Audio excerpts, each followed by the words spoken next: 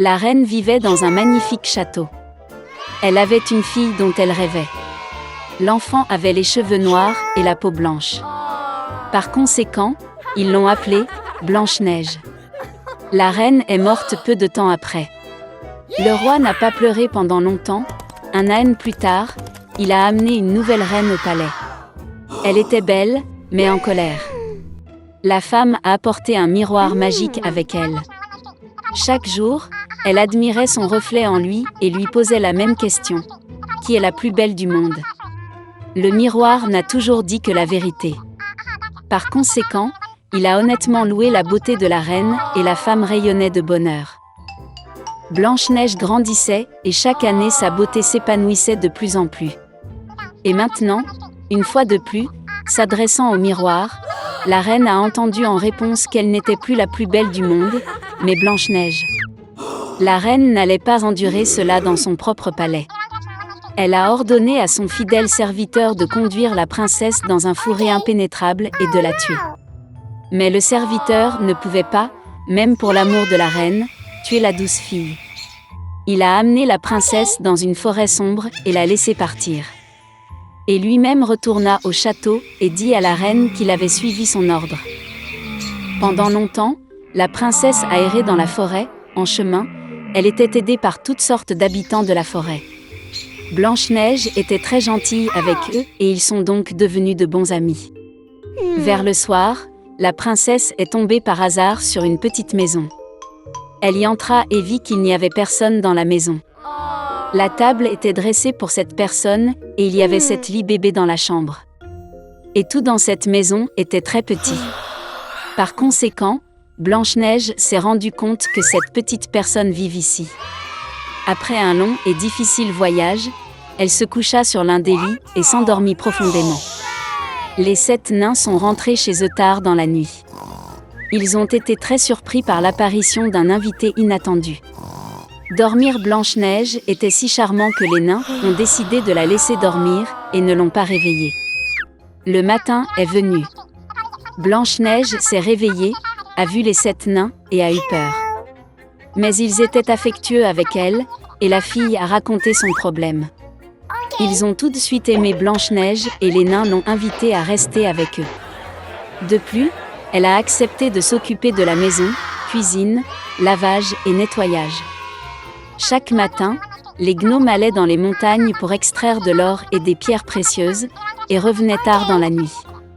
En partant pour le travail, ils ont averti Blanche-Neige afin qu'elle ait peur de la méchante belle-mère et n'ouvre pas la porte à des étrangers. À ce moment, la reine, comme d'habitude, se rendit dans la pièce secrète pour parler au miroir magique. Mais le miroir a soudainement dit qu'elle n'était pas la plus belle du monde, mais Blanche-Neige. Que la princesse est toujours en vie et vit avec les gnomes dans la maison.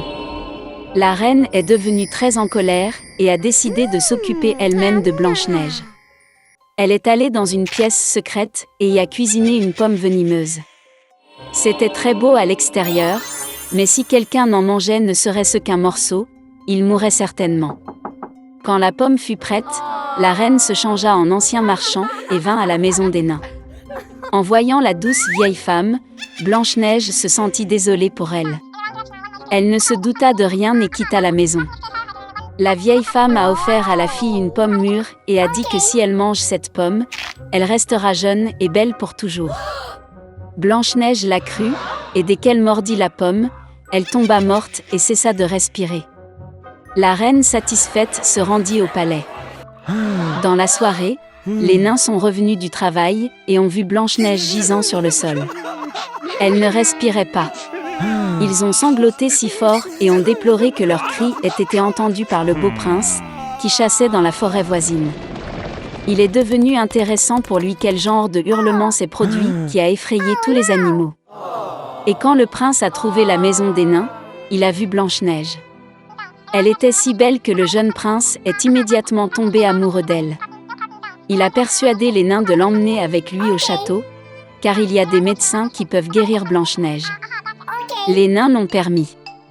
Puis le prince ordonna à ses serviteurs de porter la princesse sur leurs épaules. Et quand il la portait, il arriva que les serviteurs trébuchaient sur un buisson, et de la commotion cérébrale, un morceau de pomme empoisonnée est tombé de la bouche de Blanche-Neige, et elle s'est réveillée. En voyant le jeune prince, la fille est également tombée amoureuse de lui, et a accepté de l'épouser.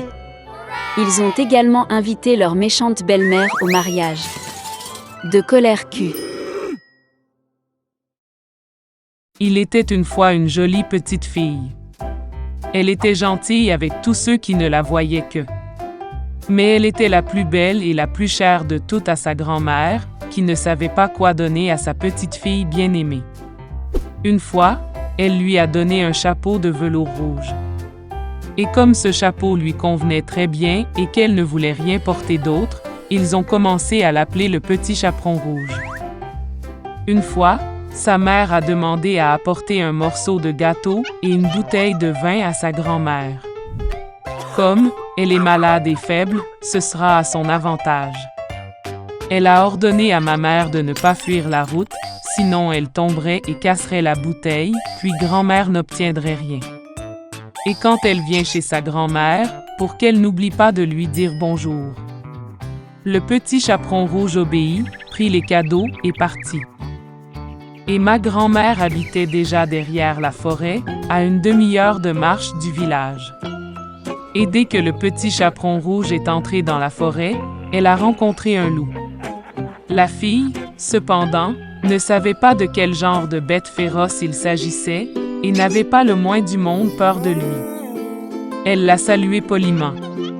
Le loup s'est également comporté très décemment, alors le petit chaperon rouge a dit au loup qu'elle apportait des cadeaux à sa grand-mère bien-aimée.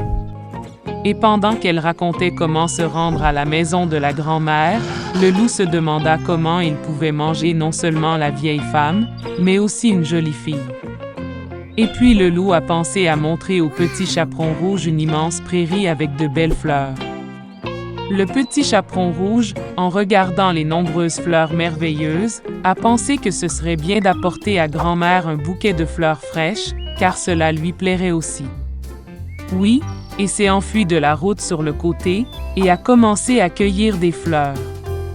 Si elle cueille un peu une fleur, comme une autre lui fait signe, c'est encore mieux, et elle courra après. Et ainsi il est allé de plus en plus loin dans les profondeurs de la forêt. Et le loup a couru droit chez grand-mère et a frappé à la porte. Grand-mère a demandé qui était là. Et le loup répondit d'une voix mince que c'était le petit chaperon rouge qui apportait la tarte et le vin.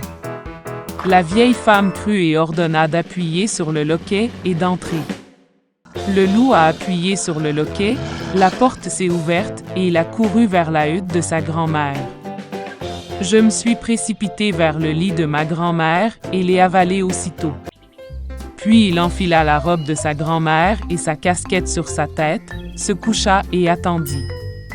Pendant ce temps, le petit chaperon rouge a couru et couru après les fleurs, et quand elle en a eu autant qu'elle pouvait en porter, elle s'est de nouveau souvenue de sa grand-mère et est allée chez elle. Elle a été très surprise que la porte soit grande ouverte, et quand elle est entrée dans la pièce, elle a appelé sa grand-mère. Il n'y avait pas de réponse. La petite fille s'approcha du lit et vit, grand-mère mentait, et elle avait tiré sa casquette sur son nez, et cela semblait si étrange. Le petit chaperon rouge a demandé avec étonnement pourquoi grand-mère avait de si grandes oreilles. Et le loup a répondu d'une voix de grand-mère pour mieux entendre. Puis le petit chaperon rouge a demandé pourquoi grand-mère avait de si grands yeux. Pour mieux te voir, répondit le loup. Et les bras sont si grands qu'il est plus facile à saisir. Et quand le petit chaperon rouge a vu la bouche du loup, et lui a seulement demandé pourquoi grand-mère avait une si grande bouche si méchante, le loup s'est jeté sur elle en criant « pour que je puisse te manger ». Et comment il a sauté dessous la couverture et a avalé la pauvre fille. Ayant eu assez de cette façon, le loup se recoucha, s'endormit et se mit à ronfler autant qu'il le put. À ce moment-là, un chasseur passait devant la maison de la grand-mère, entendit des ronflements et se demanda si quelque chose était arrivé à la vieille femme qu'elle ronflait ainsi. Il entra dans la maison, alla vers le lit et vit que le loup y dormait. Et il chasse ce méchant depuis longtemps. Il voulait le tuer avec une arme à feu, mais il lui vint à l'esprit que le loup avait peut-être avalé sa grand-mère et qu'elle pouvait encore être sauvée. C'est pourquoi il n'a pas tiré, mais a ouvert grand la bouche de son loup et a vu un petit bonnet rouge y clignoter. Une fille a sauté de sa bouche et a dit que sa grand-mère était toujours là. Le chasseur ouvrit encore plus les mâchoires de son loup et la vieille grand-mère sortit derrière le chaperon rouge. Ils étaient ravis, ont commencé à embrasser et à remercier le chasseur. Ils ont décidé de donner une leçon à un loup rusé. Ils ont apporté de grosses pierres aussitôt que possible, les ont fourrées dans la bouche et le ventre du loup et l'ont emmené dans la cour. Et quand le loup s'est réveillé, il a vu le chasseur et était sur le point de s'échapper, mais ne pouvait pas supporter le fardeau des pierres et est tombé à terre. Cela ravit tous les trois, tandis que le loup se leva et traîna à peine son gros ventre dans la forêt sombre. Ils ne l'ont jamais revu. C'est ainsi qu'ils ont enseigné une leçon au loup rusé, et le petit chaperon rouge a décidé qu'elle ne désobéirait plus jamais aux ordres de sa mère.